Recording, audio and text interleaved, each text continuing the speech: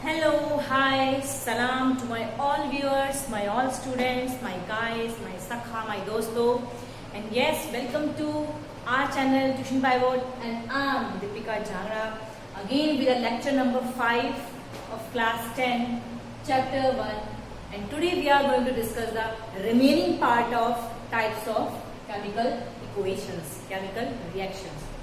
Guys, इससे पहले हमने वीडियो में 2 टाइप्स जो है एक्सप्लेन मैंने आपको किए थे.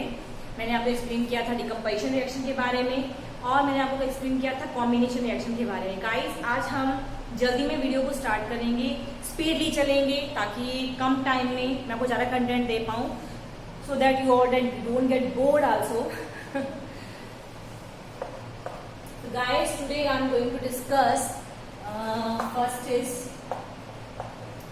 displacement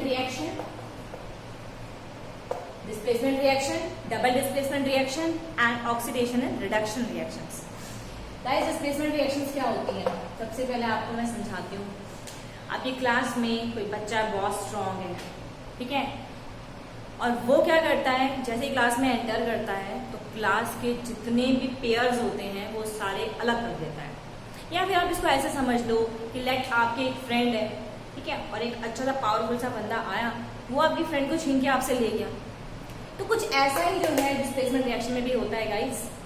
कैसे इसके अंदर ये होता है कि एक जो पावरफुल एलिमेंट होता है ना, जिसको हम साइंस के लिए रिएक्टिव बोलते हैं, वो रिएक्टिव एलिमेंट दूसरे कंपाउंड के वीक एलिमेंट को हटा देता है और उसकी जगह पे खुद को अटैच कर देता है. ओके गाइस, लाइक हमने कंपाउंड ले लिया AB और एक पावरफुल सा एलिमेंट आ गया C. अब ये C क्या करेगा, ये B तो बेचारा इससे कम पावरफुल है, तो ये क्या करेगा, इसको डिस्प्लेस कर देगा, इसकी पोजीशन से इसे हटा देगा, ठीक है, और खुद C के साथ मिलके कंपाउंड बना लेगा, यौगिक बना लेगा और इस B को अकेला कर देगा. तो this is the basic concept of displacement reaction, ठीक है. इसको हम हिंदी में विस्थापन अभिक्रिया कहते हैं. मतलब एक की पोजीशन को हटा के उसकी जगह पे खुद को सब्स्टिट्यूट कर देना, उसकी जगह पे खुद जुड़ जाना, ठीक है. और इसका बेसिक क्राइटेरिया क्या है, जैसे मैंने आपको एग्जांपल देके बताया, पावरफुल. तो ऐसे ही जो आपका C एलिमेंट है, ये जो एलिमेंट है ये आपका रिएक्टिव है, ज्यादा सक्रिय है, इससे ज्यादा सक्रिय है.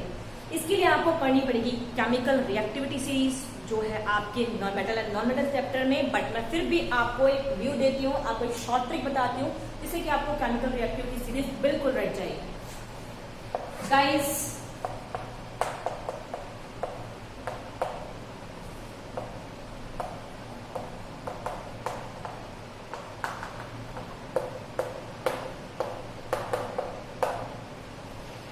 क्या करना है गाइस, सिर्फ एक रिदम पकड़नी है, मेरे वर्ड्स को पकड़ना है और उन्हें याद करना है.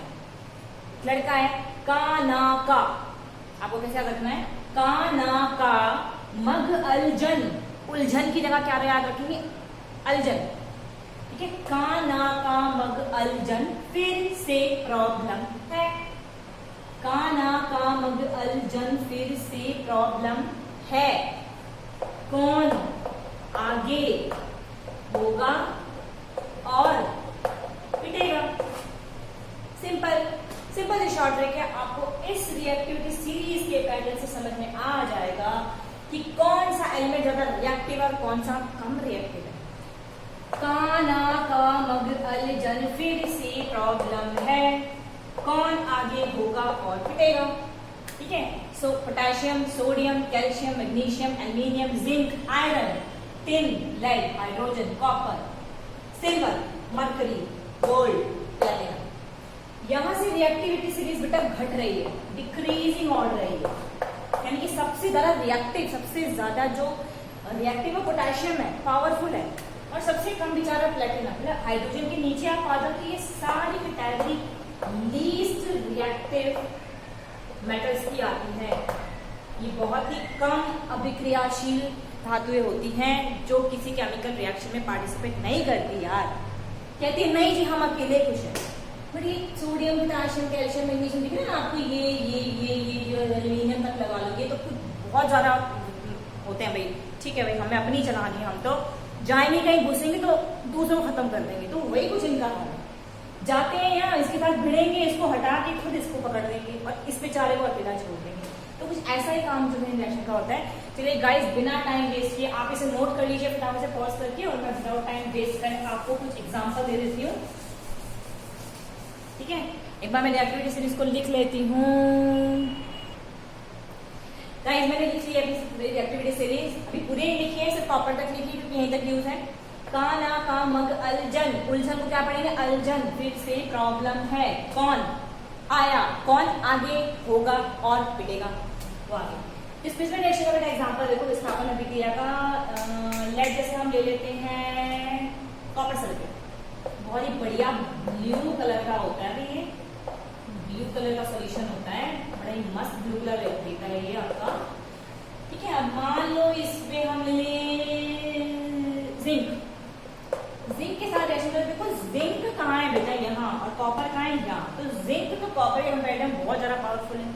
अब इसका काम क्या है? ये उठा के इस कॉपर को हटा देगा। ठीक है, ये पॉजिटिव है खुद भी, ये भी पॉजिटिव है, ये इसका नेगेटिव पार्ट है, तो ये पॉजिटिव पार्ट हटेगा और ZnSO4 ये बना लेगा और कॉपर को यहाँ पर ये अकेला छोड़ देगा। और जो जिंक सल्फेट का सोल्यूशन बना है ना बेटा, ये कलरलेस हो जाएगा, यानी कि ये रंगहीन हो जाएगा, इसका कलर बिल्कुल डिसअपियर हो जाएगा। ओके, जैसे एग्जांपल और लेते हैं, एक कॉपर सल्फेट ले लेते हैं, लेट इसमें हम कॉपर सल्फेट में आयरन ले लेते हैं Fe। ठीक है, ये जो जिंक होता है ना बेटा, ये सिल्वरी व्हाइट कलर का होता है और इसके साथ रिएक्ट करके ये आपको कलरलेस सोल्यूशन बना देता है। Okay guys, copper sulphate again वही ब्लू कलर है, आयरन आ गया, इसका कलर जो होता है सिल्वरी ग्रे होता है, अभी नया चमकता बिल्कुल फ्रेश आयरन। एक पीस उठा के देखना, बहुत चमकता है, वो शाइन करता है, ग्रे सिल्वरी ग्रे कलर का। अब अगेन यही होगा, ये आयरन देखो बेटा, ये रहा आपका आयरन और ये रहा कॉपर। आयरन जो है कॉपर से बहुत ज्यादा रिएक्टिव है, इसके कंपेरिजन में बहुत ताकतवर है। हटाएगा, सिंपल बना देगा FeSO4 और फिर अपने कॉपर को छोड़ देगा अकेला। तो गाइस ये थोड़े बहुत एग्जांपल्स हैं, ये शो कर रहे हैं कि डिस्प्लेसमेंट रिएक्शन आपकी किस तरीके से होती है, कि किस तरीके से आपकी मोर रिएक्टिव जो आपकी एलिमेंट्स होते हैं ना, वो लेस रिएक्टिव एलिमेंट्स को उनके ही कंपाउंड में से निकाल के बाहर फेंक देते हैं, जाओ। ठीक है, तो ये आपका डिस्प्लेसमेंट रिएक्शन है। नाउ गाइस, अब हम बात करते हैं डबल डिस्प्लेसमेंट रिएक्शन की, यानी कि जिसको हिंदी में हम बोलते हैं द्विविस्थापन। बेटा डबल डिस्प्लेसमेंट है तो डिस्प्लेसमेंट जैसे ही, लेकिन क्यों यहाँ? क्योंकि यहाँ पे नाम आपका आ गया double, it means there is, मतलब यहाँ पे दो आपके कंपाउंड होंगे and they react together with ion exchange method. मतलब एक दूसरे की क्या करेंगे? आयन्स एक्सचेंज करेंगे कि चल यार मैं तेरी वाली ले लेता हूँ, तू मेरी वाली ले चीज ले ले। जैसे लाइक हमें ड्रेसेस पसंद आते हैं एक दूसरे की फ्रेंड्स की, यार तू ये पहन ले, मुझे अपने लिए इनके लिए मुझे वो ड्रेस बोरो कर दे, तो लाइक एक्सचेंज हो गया। तो आयन एक्सचेंज मेथड के थ्रू ही, आयन एक्सचेंज के थ्रू ही जो दो कंपाउंड होते हैं एक दूसरे के मतलब एक दूसरे के आयन एक्सचेंज कर लेते हैं और एक नया कंपाउंड बना लेते हैं। और इसमें एक इंपॉर्टेंट चीज आपको बेटा क्या याद रखनी है, ये याद रखना है आपको कि इसके अंदर ये रिएक्शन जो होगी सॉल्यूशन में होगी फर्स्ट ऑफ ऑल, और जो आपका प्रोडक्ट बनेगा सॉल्यूशन यानी कि इन द सेंस जो आपको यहाँ पर रिएक्टेंट मिलेंगे ना, अभिकारक मिलेंगे ना, एक्वस सॉल्यूशन मिलेंगे, सॉल्यूशंस में होंगी। सेकेंड थिंग, जो इनके प्रोडक्ट बनेंगे, जो इनके उत्पाद बनेंगे ना, उनमें से एक प्रोडक्ट ऐसा होगा जो इनसॉल्यूबल होगा। क्या याद रख लीजिए बेटा, बिल्कुल माइंड में बिठा लीजिए कि डबल डिस्प्लेसमेंट रिएक्शन सॉल्यूशन में होगी, वन ऑफ द प्रोडक्ट जो उनमें से होगा वो आपका पीपीटी के फॉर्म में इकट्ठा हो जाएगा, पीपीटी की फॉर्म में वो सेपरेट आउट हो जाएगा, निकल जाएगा। और पीपीटी फॉर्मेशन की वजह, आपको पता है पीपीटी कैसे बनता है? जब आपका कोई भी ऐसा प्रोडक्ट बनता है जिसमें कि आपका सॉल्यूशन, जो सॉल्यूशन में आपका तो कंपाउंड नीचे इकट्ठा हो जाता है, तो वो बन जाता है आपका पीपीटी, और ये आपका इनसॉल्यूबल होता है, सॉल्यूबल बिल्कुल भी नहीं होता। अब हम इसकी कुछ एग्जांपल्स ले लेते हैं, लाइक हम ले लेते हैं AgNO3, सिल्वर नाइट्रेट, और इसके साथ हम NaCl ले लेते हैं। दोनों ही एक्वस फॉर्म में लेंगे, दोनों सॉल्यूशन की फॉर्म में है। अब अगर डबल डिस्प्लेसमेंट होगा, आयन एक्सचेंज होगा, इसका ये पॉजिटिव ये नेगेटिव, इसका ये पॉजिटिव और ये नेगेटिव, इसका पॉजिटिव इसके नेगेटिव के साथ मिल जाएगा और इसका पॉजिटिव इसके नेगेटिव के साथ मिल जाएगा, यानी कि हमें मिलेगा यहाँ पे AgCl प्लस NaNO3। ठीक है गाइस, यहाँ पर हमें ये प्रोडक्ट जो है देखने को मिलेंगे। और जो आपका यहाँ AgCl है, ठीक है, ये आपका सॉलिड फॉर्म में होगा, ये एक्वस फॉर्म में होगा और इसका बनेगा व्हाइट PPT। ये आपका व्हाइट PPT के फॉर्म में नीचे बैठ जाए। ठीक है, तो ये सॉल्यूशन आपके होंगे। सॉल्यूशन आपने लिया और फिर यहाँ पर आपको एक प्रोडक्ट क्या मिला, व्हाइट PPT, यानी कि ऐसा प्रोडक्ट आपको मिला जो कि क्या है, आपका इनसॉल्यूबल है। लाइक हम एग्जांपल ले लें बेरियम क्लोराइड का, BaCl का एग्जांपल ले लें और Na2SO4 सोडियम सल्फेट है। ठीक है, तो यहाँ पर ये आपका एक्वस फॉर्म में होगा, ये भी एक्वस फॉर्म में होगा, तो सॉल्यूशन है। अब इसका पॉजिटिव, इसका नेगेटिव, इसका पॉजिटिव, इसका नेगेटिव, दोनों के पॉजिटिव नेगेटिव को एक्सचेंज कर दो, यानी कि इसका Ba के साथ SO4 जोड़ दो, तो BaSO4 बेरियम सल्फेट बन जाएगा आपके पास। और ये Na और Cl सोडियम क्लोराइड, ये बनेगा आपका एक्वस, और ये BaSO4 जो बनेगा ये आपका सॉलिड होगा, और ये होगा, ये भी होगा आपका व्हाइट PPT। गाइस, इस तरीके से जो है हम अपनी डबल डिस्प्लेसमेंट रिएक्शंस को कर सकते हैं। बहुत ही इजी है, बहुत ही इजी है। बस एक ही पॉजिटिव को दूसरे नेगेटिव से उठा के जोड़ दो। आपको इन रिएक्शंस को रटने की भी बिल्कुल रिक्वायरमेंट नहीं है। नाउ गाइस, अब हमारा नेक्स्ट जो इसके अंदर आ जाता है टाइप है रिडॉक्स रिएक्शन का। वैसे तो क्लास 10 के अंदर इसका बहुत ही छोटा सा टॉपिक है, क्योंकि 11 के अंदर पूरा एक रिडॉक्स रिएक्शन नाम का प्रॉपर चैप्टर है, इसमें आप डीपली पढ़ोगे। लेकिन हमें यहाँ पर इतना माइंड को नहीं स्ट्रेस करना, क्योंकि इतना कुछ नहीं गाइस। देखो, रिडॉक्स रिएक्शन क्या होती है, लाइक आपको मैं दो टर्म बताती हूँ। उसके अंदर एक टर्म होती है ऑक्सीडेशन, यानी कि इसको बोलते हैं उपचयन हिंदी में, और दूसरी टर्म हमारे पास आ जाती है रिडक्शन, जिसको हम हिंदी में कहते हैं अपचयन। ओके गाइस, देखो क्या होता है कि ऑक्सीडेशन मीन्स या तो किसी रिएक्शन में जो प्रोडक्ट बन रहा है उसमें किसी एक सब्सटेंस में ऑक्सीजन जुड़ जाए, ऐड हो जाए, या फिर किसी रिएक्शन में ऑक्सीजन नहीं ऐड हो रहा है लेकिन हाइड्रोजन निकल रहा है, हाइड्रोजन जो है वो निकल रहा है, कम हो रहा है, तो उस टाइप की रिएक्शन को हम बोलते हैं ऑक्सीडेशन। अब अगर रिडक्शन पे ऐसी रिएक्शन बेटा हमें बहुत टाइप की देखने को मिलती है, कोई एक रिएक्शन नहीं होती, किसी में ऑक्सीजन जुड़ रहा होता है, किसी में ऑक्सीजन निकल रहा होता है। तो ऑक्सीजन अगर ऐड हो और हाइड्रोजन निकल जाए, क्या ऑक्सीजन अगर ऐड हो जाए प्रोडक्ट में और या हाइड्रोजन निकले, और दोनों कंडीशन एक साथ नहीं होगी, और कंडीशन है या तो ये हो सकता है, ये हो सकता है, तो समझ जाना तो ऑक्सीडेशन है। रिडक्शन के अंदर क्या होगा, या तो आपका ऑक्सीजन रिमूव हो रहा है, जो प्रोडक्ट बन रहा है उसमें से ऑक्सीजन रिमूव हो गया, और या जो प्रोडक्ट बन रहा है, उत्पाद बन रहा है, उसमें हाइड्रोजन ऐड हो गया, जुड़ गया। तो इन दोनों में से कोई भी कंडीशन हो तो वो रिडक्शन। और इन केस कोई ऐसी रिएक्शन है जिसमें आपका जो प्रोडक्ट बन रहा है उसमें ऑक्सीजन ऐड भी हो रहा है और हाइड्रोजन भी ऐड हो रहा है, या फिर ऑक्सीजन निकल रहा है, ठीक है, और हाइड्रोजन भी निकल रहा है, ठीक है, या ऑक्सीजन का एडिशन हो रहा है, हाइड्रोजन का भी एडिशन हो रहा है। तो if oxidation and reduction is taking place simultaneously in a reaction, किसी रिएक्शन में दोनों ही इकट्ठे हो रहे हैं, एक साथ हो रहे हैं, तो उस टाइप के रिएक्शन को हम बोलते हैं रिडॉक्स रिएक्शन। ओके, ऑक्सीडेशन का मतलब ऑक्सीजन का जुड़ना, हाइड्रोजन का निकलना, और कंडीशन दोनों में से एक एग्जिस्ट करेगी। रिडक्शन के अंदर ऑक्सीजन का निकलना या हाइड्रोजन का जुड़ना, किसमें किसमें किसमें प्रोडक्ट में। मैं एग्जाम्पल लेके समझते हैं इस चीज को। एग्जाम्पल लेते हैं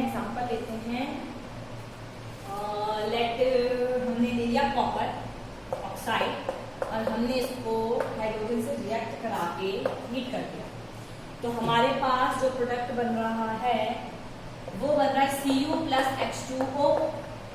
ठीक है, लाइक हमें गिवन इक्वेशन दे दी, डोंट टेक टेंशन, आपको रिएक्शन लिखी हुई मिलेगी और आपसे ये पूछा जाएगा कि इसमें बताओ ऑक्सीडेशन किस कहाँ हो रहा है, रिडक्शन कहाँ हो रहा है, और ये पूछ लेंगे ऑक्सीडाइजिंग एजेंट क्या है, रिड्यूसिंग एजेंट क्या है। ऑक्सीडाइजिंग मतलब उपचायक और अपचायक क्या है, वो भी गाइस मैं आपको बताती हूँ। अभी आप यहाँ देखिए, यहाँ पे आइएगा, ये है कॉपर ऑक्साइड। अब यहाँ चेक करो, यहाँ पर ऑक्सीजन लगा हुआ है इसके साथ और यहाँ ऑक्सीजन निकल गया। इट मीन्स यहाँ से यहाँ ऑक्सीजन का रिमूवल हुआ है ऑक्सीजन निकल गया है तो ऑक्सीजन रिमूवल याद करो बेटा क्या था, रिडक्शन था। ऑक्सीजन का रिमूवल क्या होता है, रिडक्शन, यानी कि अपचयन। तो यहाँ से यहाँ आपका क्या हो गया, अपचयन हो गया। अब गाइस यहाँ ध्यान दीजिए, यहाँ पे हाइड्रोजन H2 की फॉर्म में, यहाँ H2O मतलब इस हाइड्रोजन के साथ ऑक्सीजन जुड़ गया, ऑक्सीजन ऐड हो गया है, तो इट मीन्स यहाँ पर इसका हो गया ऑक्सीडेशन यानी कि उपचयन। अब बहुत सी सीधी सी बात है, ऑक्सीडाइजिंग एजेंट यानी कि उपचायक और रिड्यूसिंग एजेंट यानी कि अपचायक के बारे में सिंपल सी बात याद रखने के लिए कि केमिकल रिएक्शन में जो भी सब्सटेंस है ऑक्सीजन दे रहा है तो वो ऑक्सीडाइजिंग एजेंट है, ठीक है, और जो हाइड्रोजन को रिमूव कर रहा है वो भी ऑक्सीडाइजिंग एजेंट है। या फिर किसी केमिकल रिएक्शन में ऑक्सीजन जो निकाल रहा है वो रिड्यूसिंग एजेंट है, या फिर वो हाइड्रोजन को जोड़ रहा है, ऐसी चीजें जो हाइड्रोजन को दे रही है तो वो रिड्यूसिंग एजेंट है। बहुत कॉम्प्लिकेटेड लग रहा है ना, एक सिंपल शॉर्ट ट्रिक समझिए। आप ये याद रख लीजिए कि जिसका रिडक्शन हो रहा है, यहां से यहां Cu कॉपर ऑक्साइड का रिडक्शन हुआ कॉपर में, तो कॉपर ऑक्साइड से कॉपर बना तो CuO इसका रिडक्शन हो रहा है ना, तो उल्टा कर दो, CuO का रिडक्शन हो रहा है तो CuO हो जाएगा आपका ऑक्सीडाइजिंग एजेंट। और यहां से यहां हाइड्रोजन का क्या हुआ, ऑक्सीडेशन, तो जिसका ऑक्सीडेशन हुआ है वो हो जाएगा आपका रिड्यूसिंग एजेंट, यानी कि वो हो जाएगा आपका अपचायक सॉरी, ठीक है, और ये हो जाएगा आपका अपचायक। मतलब जिसका ऑक्सीडेशन हो रहा है वो रिड्यूसिंग एजेंट और जिसका रिडक्शन हो रहा है वो हो जाएगा ऑक्सीडाइजिंग एजेंट, ठीक है। तो गाइज ये जो सारी चीजें हैं आपको बहुत ही सिंपल क्वेश्चन आएंगे एग्जाम में, पूछेंगे या आपको रिएक्शन दे देंगे, कहेंगे इसमें ऑक्सीडेशन रिडक्शन बताओ, ऑक्सीडाइजिंग एजेंट रिड्यूसिंग एजेंट बताओ, तो आपको सिंपली यही फंडा करना है, देखना उस रिएक्शन में ऑक्सीजन प्लस हो रहा है या ऑक्सीजन निकल रहा है या हाइड्रोजन ऐड हो रहा है, हाइड्रोजन आपका निकल रहा है, तो बस उसके बेसिस पर आपको बता देना है कि कहाँ ऑक्सीडेशन हो रहा है, कहाँ रिडक्शन हो रहा है, और जिसका ऑक्सीडेशन हो रहा है वो रिड्यूसिंग एजेंट और जिसका रिडक्शन हो रहा है वो ऑक्सीडाइजिंग एजेंट। तो गाइस कैसा लगा आपको मेरा ये लेक्चर, प्लीज मुझे कमेंट सेक्शन में जरूर बताइएगा, कुछ क्वेरीज हो तो वो भी बताइएगा, और प्लीज मेरी इल्तिजा है उन व्यूअर्स से जो मेरी वीडियो को पूरा नहीं देखते हैं, प्लीज डोंट जज a book with its cover page. यार अंदर घुस के कंटेंट तो देखो क्या है, कंटेंट तो देखो, उसे पढ़ो तो सही, उसको देखो तो सही। टीचर है यार, हम भी ज्ञान बांट रहे हैं, बहुत है बांटने वाले, बट जहां से ज्ञान मिले वहां से लपेट लो। Okay guys, hope you all are happy at your home and hoping for कि आपकी बेटर हेल्थ रहे, अच्छा है सब कुछ मस्त, जकास बोले तो किसी के साथ। ओके बाय, सी।